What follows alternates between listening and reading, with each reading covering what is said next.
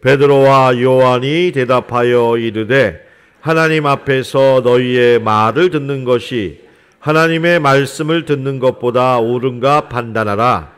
우리는 보고 들은 것을 말하지 아니할 수 없다 하니. 성도 여러분, 오늘 이 말씀은 베드로와 요한이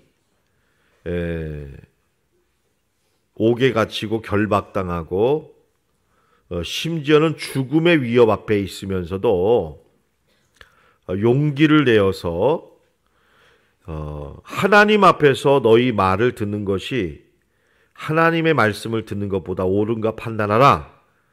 우리는 보고 들은 것을 말하지 않을 수 없다. 이렇게 용기 있게 말을 하는 것을 봅니다. 여러분, 이 말씀은 조금만 더 성경을 생각하면 기가 막혀요. 왜냐하면 예수님께서 십자가에 달려 죽으시고 무덤에 갇히셨을 때, 여러분 그때 제자들의 상태를 아십니까?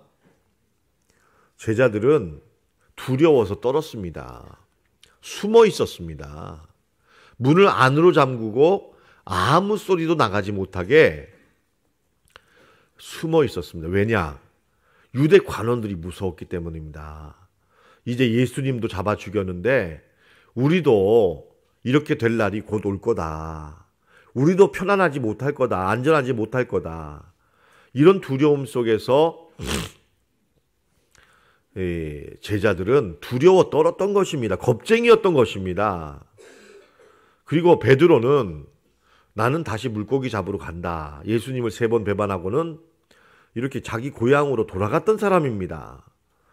다시 말하면 죄송하지만 매우 비겁하고 용기가 없었던 사람입니다. 여러분, 그런 사람들이 지금 이 관원들 앞에서 날 죽일 테면 죽여라. 나는 내가 옳다고 생각하고 내가 믿고 내가 보고 들은 것에 대하여 말하지 않을 수 없다. 용기 있게 이렇게 용기 있게 선포하고 있는 것입니다. 여러분, 믿음은 용기를 허락하십니다. 아멘. 믿음은 용기를 허락하세요. 두려움을 없애줍니다. 여러분, 그래서 이 믿음의 반대말은 두려움입니다. 이 두려움의 반대말은 믿음이라는 거예요. 루터가 1517년에 95개 조항을 발표했을 때 사실은 이것 때문에 이렇게까지 되리라고는 전혀 예상을 못했습니다. 마치 들판에 번진 들불처럼 95개 조항이 종교개혁을 촉발시켰던 것입니다. 그러자 3년이 지난 다음에 루터는 황제 앞에서 신문을 받으려고 1521년 보름스 의회로 불려가게 되었습니다. 그 95개 조항을 써서 3년이 지난 다음에 보름스 국회로 끌려가는 이 루터의 이 3년 동안 루터를 가장 괴롭힌 것은 루터 마음속에서 일어난 내면의 갈등이었습니다. 이런 갈등이었다고 합니다. 너만 지혜가 있냐? 너만 지혜 있다고 생각하느냐? 다시 말하면 너만 옳으냐 이겁니다. 너의 성경 해석만 바르냐? 너만 옳으냐? 또 1500년 교회 전통을 무시하는 게 옳으냐? 너만 옳으냐? 너야말로 이단 아니냐? 여러분, 누구도 이렇게 말한 적이 없지만 루터의 마음속에는 이런 번민, 이런 갈등, 이런 생각으로 루터는 3년을 내내 고뇌했다고 합니다. 여러분, 이럴 수 있지 않습니까? 사람이라는 게 그렇잖아요. 사람이라는 게 다 완전하지가 못하니까. 이런 번민과 갈등 속에서 사탄 마귀는 야, 너만 오라? 너만 옳냐? 이렇게 자꾸 무너뜨리려고 했다는 겁니다. 심지어 보름수로 가는 가운데 몸이 안 좋아서 열병을 앓기도 했습니다. 몸과 마음이 탈진했기 때문에 루터의 생명이 위태로웠습니다. 루터는 보름스 국회로 가는 가운데 황제가 보장한 통행증을 가지고 보름스로 나아갔지만 이 황제가 보장한 통행증은 안전을 보장할 수는 없는 겁니다. 왜냐하면 100년 전쯤 체코의 얀 후스는 이 황제가 준 통행증을 믿고만 불려갔다가 그만 잡혀서 불에 태워 죽이는 화형을 당한 것입니다. 다시 말하면 이 루터에게 발급해 준 통행증은 일종의 계략일 수 있습니다. 루터를 사로잡아 죽이려고 하는 이 계략과 술책에 불과할 수 있다는 것입니다. 이 수많은 사람들이 그렇게 얘기했습니다. 너 거기 가면 죽어. 너 거기 가면 죽는다. 다시 말하면 도살장에 끌려가는 소처럼 간 것입니다. 죽을 줄 알고 간 것입니다. 여러분, 이렇게 내면에는 갈등, 번민, 두려움이 짓누르고 외부적으로도 도저히 자신의 이 삶의 안전이 보장되지 않는 죽음의 공포와 위협이 있었을 때 이 마틴 루터는 보름스 근처인 뉘른베르크에 도착을 했을 때 그는 일사각오의 정신으로 이렇게 고백했다고 합니다. 루터의 고백입니다. 그리스도는 살아계신다. 여러분 아멘이십니까? 그리스도는 살아계십니다. 비록 뉘른베르크에 있는 집들의 기와장 숫자만큼 많은 악마가 있다 할지라도 나는 모든 지옥의 문과 공중의 권세자들의 뜻에 맞서 보름스에 들어갈 것이다. 얼마나 용기 있는지 모릅니다.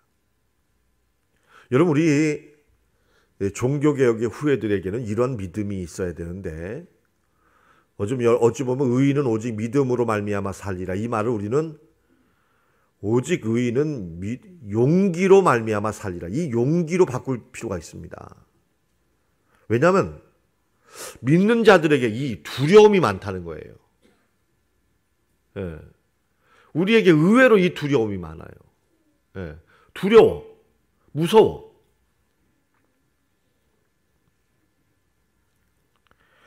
마틴 루터가 보여준 죽음도 불사한 용기는 하나님이 루터의 내면에 창조하신 위대한 사건입니다. 여러분, 제가 과거에 설교 때 말씀드렸죠. 루터는 어떤 사람이에요? 겁쟁입니다.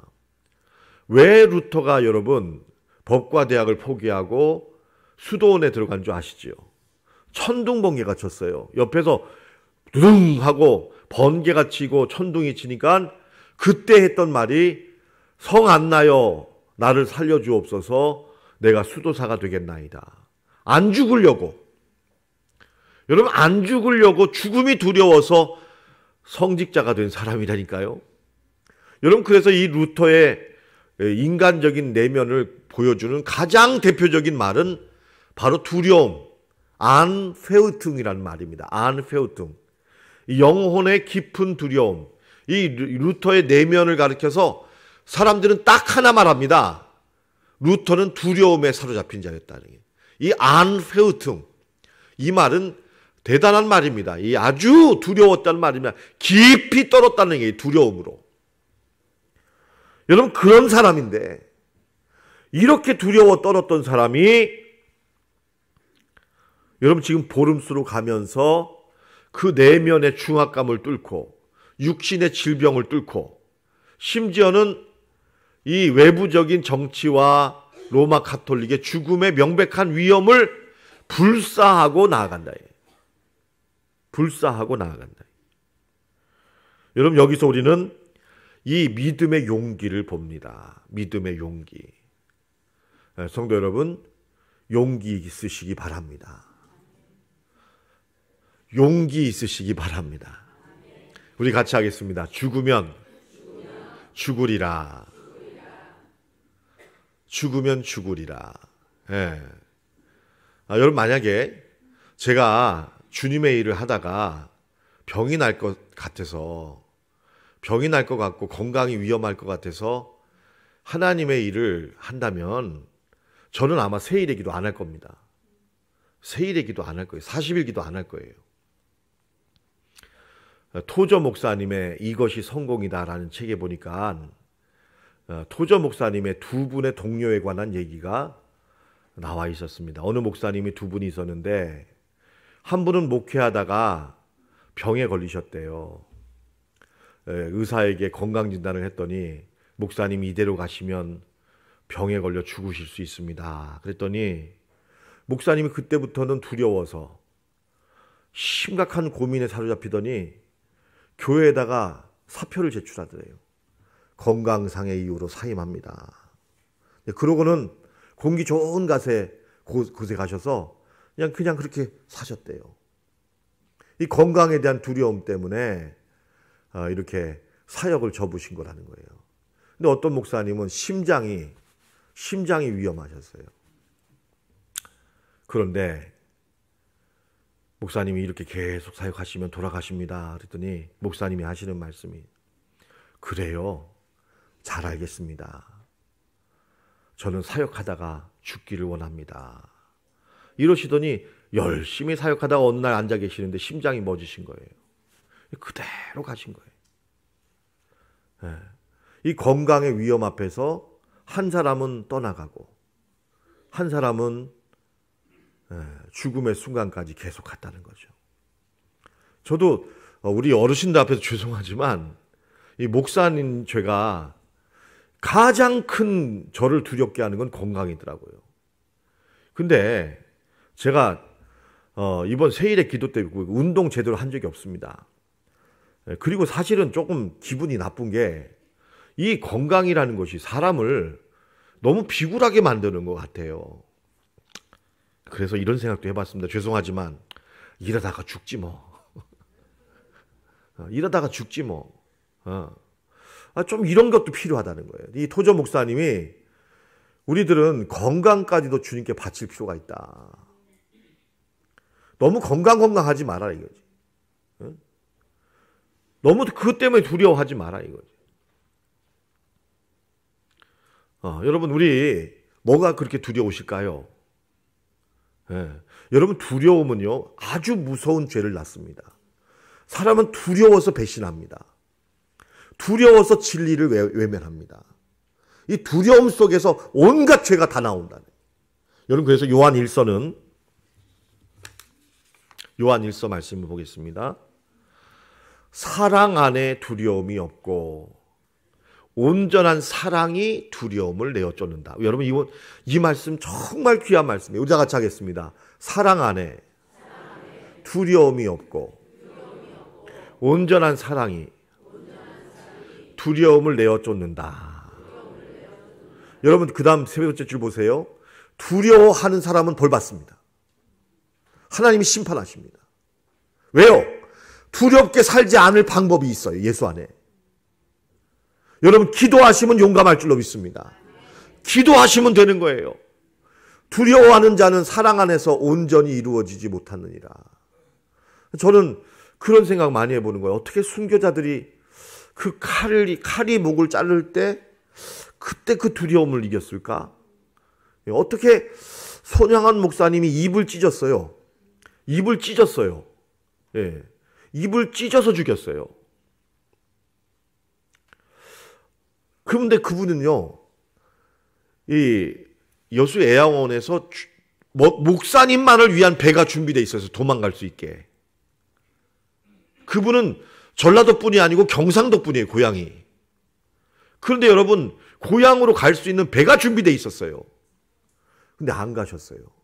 죽을 줄 알고 안 가셨어요. 안 가셨어요. 저기 가면 증도에 있는 문 여자 목사님, 전사님 계세요. 문준경. 그 여자 전사님도 안 죽을 수 있었어요. 양들이 죽으니까 나를 차라리 죽이라 해서 이분도 찢어 죽었어요. 그러니까 제가 고민하는 게 뭐냐면 어떻게 저런 용기를 가질 수 있을까요? 근데 여러분 이 두려움을 이길 수 있는 방법은 사랑인 줄로 믿습니다. 아멘. 사랑은 두려움을 내어 쫓는다. 믿음, 여러분 이 사랑은요, 하나님을 향한 사랑인 줄로 믿습니다. 아멘. 하나님을 향한 사랑이다. 로마서 14장 22절, 내게 있는 믿음을 하나님 앞에서 스스로 가지라. 자기의 옳다 하는 바로 자기를 책하지 아니하는 자는 복이 있다. 무슨 말이에요? 여러분, 이 의심하면 안 된다는 거예요. 의심하고 먹는 자는 정죄되었나니 이는 믿음으로 쫓아하지 아니한 연고라. 여러분, 그 다음 구절 보세요. 믿음으로 쫓아하지 아니하는 모든 것이 죄니라. 여러분, 뭘 하시면 여러분 이게 옳다고 생각하세요. 성경을 보시고 기도하신 가운데 하나님이 주신 게 있으면 여러분 죽어도 옳은 거예요. 아멘. 예, 망해도 옳은 거예요. 여러분 거기다 목숨을 거는 거예요. 예. 그리고는 여러분 자신을 던지는 거예요. 종교 개혁의 중요한 정신 중에 하나는 순교 정신입니다.